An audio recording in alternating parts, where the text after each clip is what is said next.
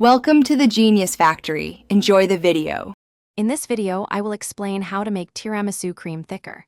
Many home bakers face the challenge of a runny tiramisu cream, which can make this classic dessert less enjoyable.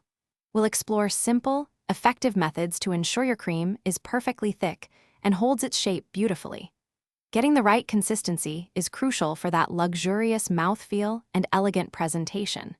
Let's dive into the secrets for a truly delightful tiramisu. The foundation of a thick tiramisu cream starts with your ingredients. Always opt for high-quality, full-fat mascarpone cheese and make sure it's well chilled. For the egg yolks and sugar, whisk them together until they become a pale, thick, and airy mixture, forming ribbons when lifted. When it comes to heavy cream, ensure it's very cold before whipping it to soft peaks.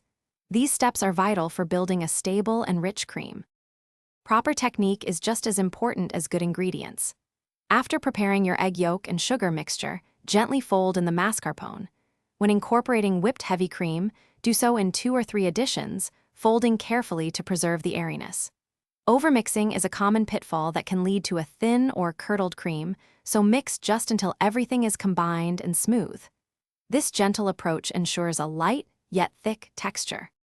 If your tiramisu cream is still a bit runny, don't worry. Often, it just needs more time to set. Refrigerate your tiramisu for at least 4 to 5 hours, or ideally, overnight. For extra stability, a small amount of dissolved, unflavored gelatin can be gently folded into the cream mixture. This can make a significant difference in achieving a firm set. Be sure to check the description below for a link to the new Kindle Paperwhite and other great deals. Enjoy your perfectly thick and creamy tiramisu. Thanks for watching. If you found this helpful, don't forget to like and subscribe.